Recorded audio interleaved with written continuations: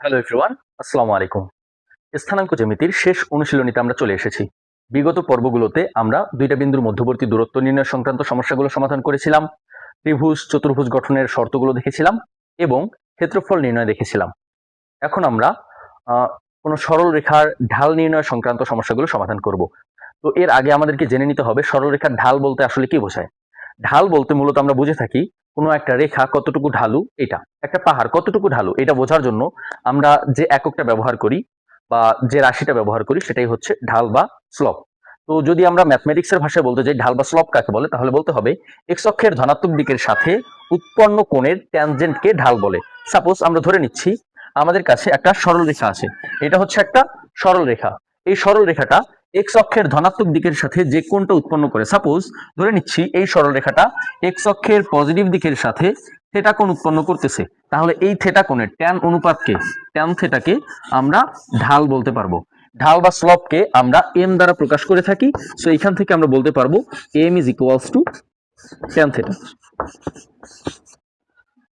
আবার আসি, মনে করি আমাদের কাছে একটা সরল রেখা দেয়া আছে, এই সরল রেখার উপরস্থ যে কোনো দুইটা বিন্দু আমাদেরকে দেয়া আছে। এই একটা বিন্দু হচ্ছে P of X comma Y or X one comma Y one, এবং অপর একটা বিন্দু দেয়া আছে Q of X two comma Y two. তো এই বিন্দু দুইটা থেকে আমরা যদি একটা সমকোণী ত্রিভুজ অঙ্কন করি, তো এদের ক্ষেত্রে ঢাল আমাদের কাকে বলতে পারবো? এইটুকু কি, এটা হচ্ছে আমাদের ভুজের পরিবর্তন, এটাকে আমরা বলতে পারি ডেল এক্স, এবং উপরের দিকে যে পরিবর্তনটুকু হলো এটুকুকে এই বিন্দু দুইটার জন্য আমরা বলতে পারি ডেল ওয়াই বা কোটির পরিবর্তন। এইখানে ডেল এক্স সমান কি? ডেল এক্স সমান হচ্ছে X two minus X one, এবং ডেল ওয়াই সমান Y two minus Y one. তো ঢালের সংজ্ঞা থেকে আমরা বলতে পারি এক্স অক্ষ বরাবর ভুজের পরিবর্তনের জন্য, অর্থাৎ এক্স অক্ষ বরাবর একক পরিমাণ ভুজের পরিবর্তনের জন্য ওয়াই অক্ষ বরাবর কোটির যতটুকু পরিবর্তন হয় তাকে আমরা ঢাল বলে থাকি।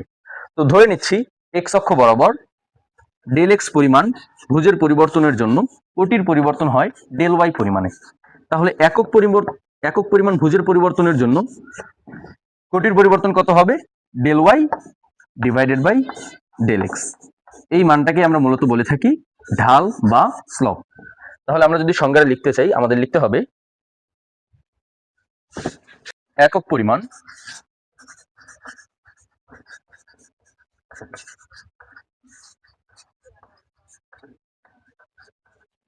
ভুজের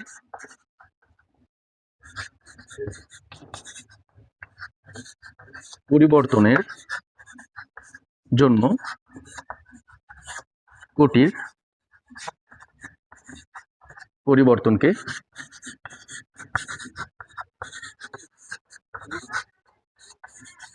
ঢাল বলে।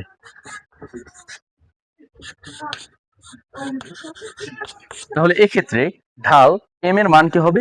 এম ইজ ইকুয়ালস টু হবে del Y divided by del X, অথবা আমরা এটাকেই লিখতে পারি ডেল ওয়াই মানে হচ্ছে Y two minus Y one divided by X two minus X one.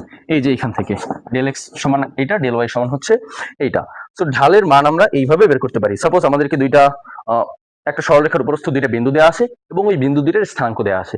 তো সেখান থেকে আমরা ঢালের মান কিভাবে বের করব? প্রথমত আমাদেরকে কোটি দ্বয়ের অন্তর বের করে নিতে হবে এবং তাকে ভুজ দ্বয়ের অন্তর দিয়ে ভাগ করতে হবে, তাহলেই আমরা একটা সরলরেখা কতটুকু ঢালু সেটা বের করতে পারবো। এখন যদি কোণের মাধ্যমে সেটাকে প্রকাশ করতে বলে, তাহলে ওই মানটা সমান আমরা লিখতে পারবো ট্যান থিটা, এবং সেখান থেকে থিটার মানটা বের করে বলতে পারবো যে এই সরলরেখাটা এক্স অক্ষের ধনাত্মক দিকের সাথে এত কোণ উৎপন্ন করতেছে। তো এইভাবে তাত্ত্বিক জ্ঞানে না রেখে আমরা একটু ম্যাথমেটিক্যাল একটা প্রশ্ন যদি সলভ করি তাহলে বুঝতে পারবো।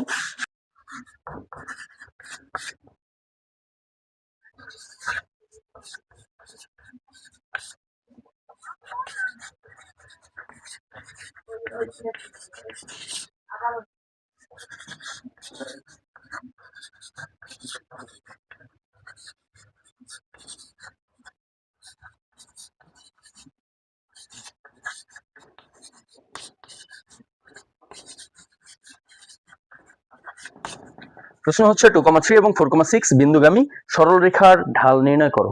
এখানে আমাদেরকে একটা সরলরেখা দেয়া আছে যার উপরস্থ দুইটা বিন্দু দেয়া আছে। একটা বিন্দু হচ্ছে দেই আছে 2,3, যার নাম ধরলাম হচ্ছে পি, এবং আরেকটা বিন্দু দেওয়া আছে 4,6, যার মান হচ্ছে নাম ধরে নিচ্ছি আমরা কিউ। সো পি কিউ রেখার ঢালটা কত হবে?